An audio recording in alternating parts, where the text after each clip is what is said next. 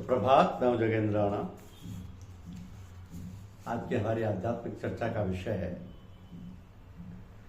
कुदरत। कुदरत।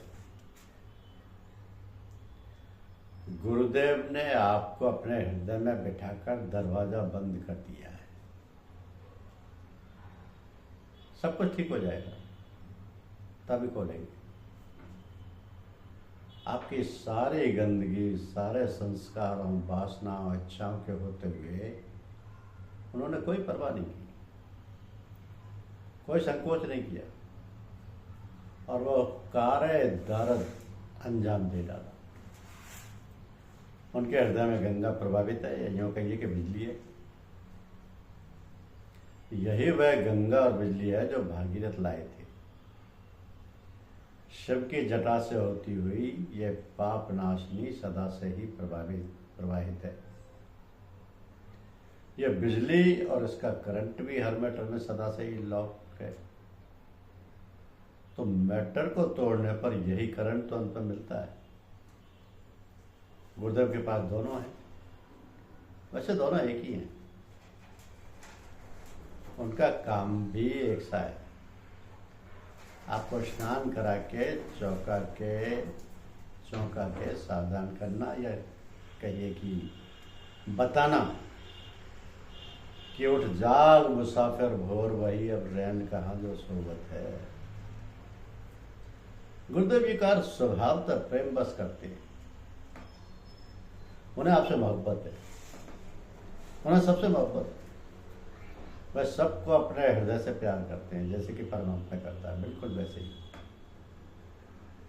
उनकी सारी धन दौलत उनके हृदय में है। वे आपको यहाँ इसलिए बिठाते हैं कि वहाँ जो कुछ है, प्रेम, ज्ञान, वैराग्य और दीन दुनिया की सारी नियामतें, वो सारी आपको भी मिल जाए।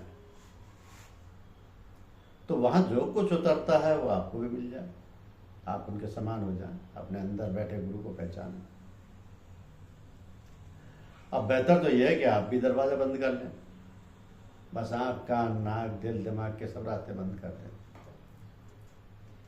थोड़े थोड़े बंद करें, शुरुआत तो करें, और ये भी ना करें कि बस शांत बने रहें। गुरुदेव को स्नान कराने दें। ये हाथ पैर मारना ही बंद करें, तभी तो वो अपना काम कर पाएंगे, अन्यथा देर लगेगी। क्योंकि जो भी गुरु होगा वो स्नान जरूर कराएगा। ये नहीं हो सकता कि आप उनका दम भी भरते रहें और सारे संस्कार, वासनाएं, इच्छाएं वैसी ही बनी रहे। आपने गुरु किया है तो स्वयं को बदलना ही पड़ेगा, अन्यथा गुरु हुआ ही नहीं। जितनी समग्रता होगी उतनी ही जल्दी रूपांतरण होगा, चाहे और कुछ भी ना करें, पूजा भी ना करें।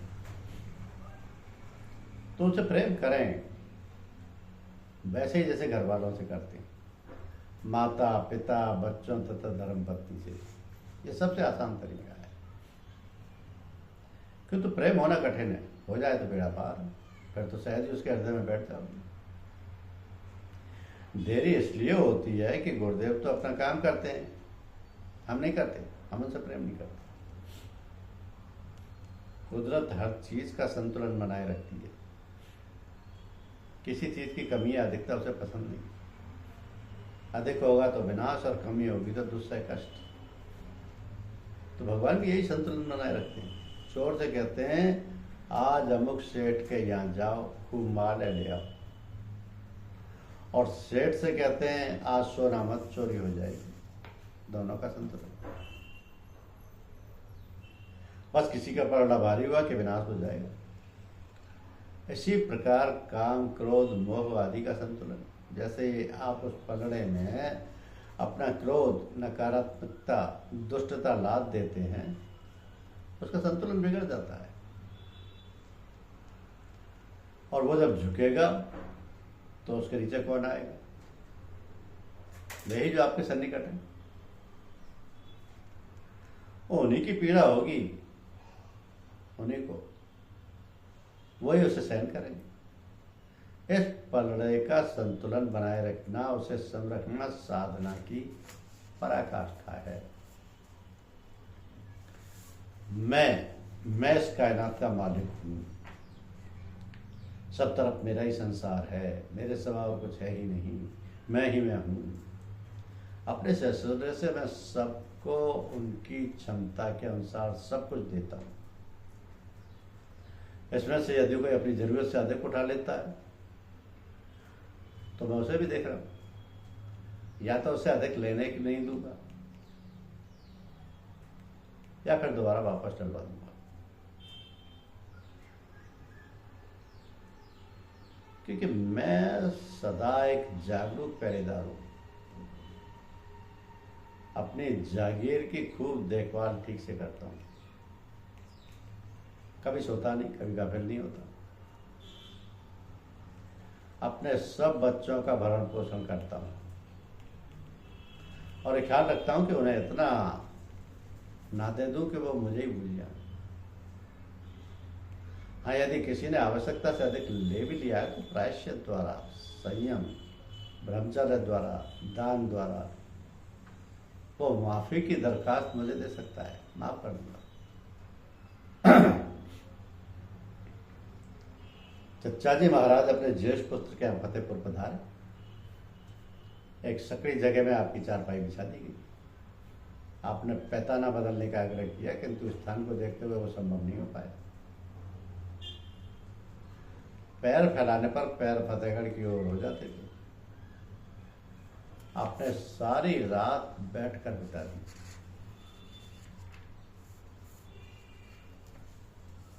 धर्म क्या है? धार्मिक उत्सव है, जश्न है, नाचना, गाना, रोना, अपने को भूल जाना है, अपने को एक बहाव में बहा देना है। वो व्यक्तिगत से अधिक सामूहिक है, हर कोई इसमें शरीक हो सकता है। किसी की जात पात का प्रश्न नहीं। वैसे भी जब हम कोई उत्सव मनाते हैं और औरों से नहीं पूछते कि आपकी जाति क्या है, बस उन्हें अपने साथ मिला देते हैं। आप भी मनाइए। धर्म का अर्थ मिलाना है, जोड़ना है, दूसरों से जोड़ना है, यदि कोई दूसरा है तो।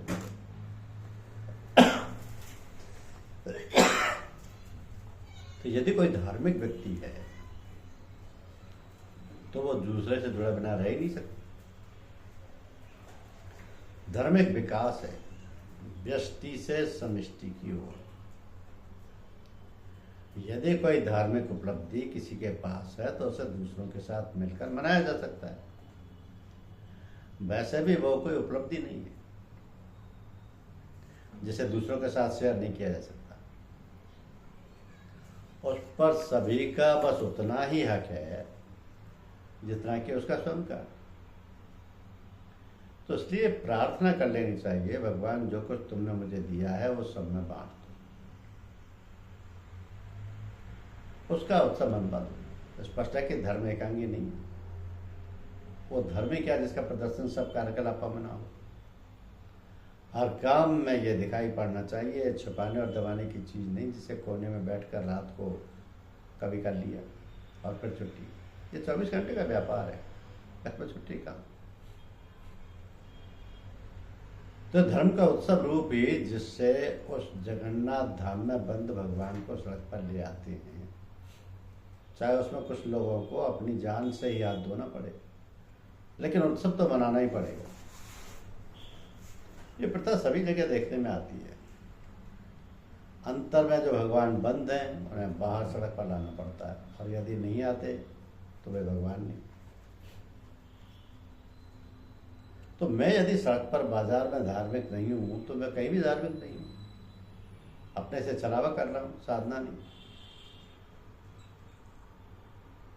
तो सड़क पर धार्मिक होने का अर्थ है उन सबसे जुड़ना जो वहाँ हैं, उनके दुख दर्द मेरे हैं, वे मेरे भाई बहन हैं, मेरे अपने हैं।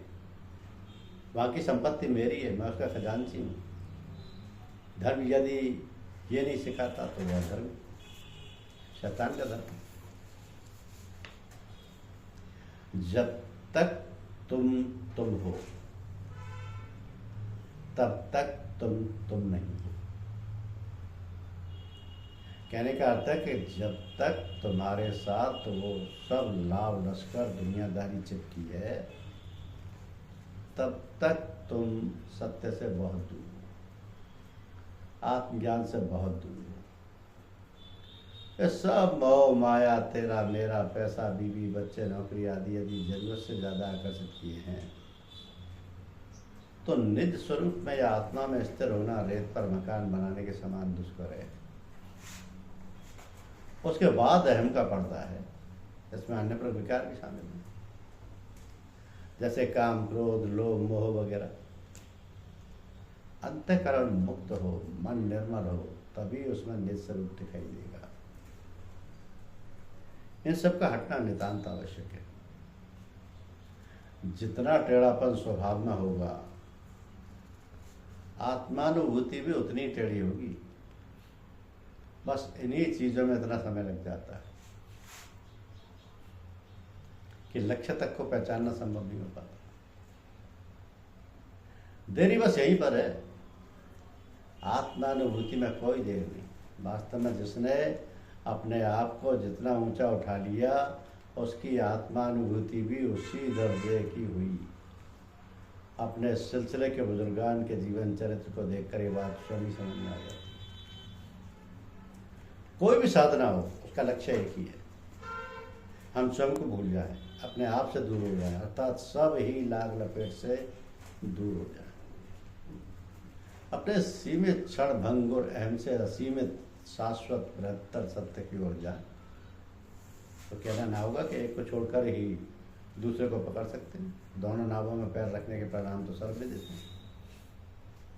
मन का मूल स्वभाव यह है कि वो उसकी याद करता है, वो जिसकी याद करता है, चिंतन करता है, उसी का रूप हो जाता है, तद्रूप हो जाता है।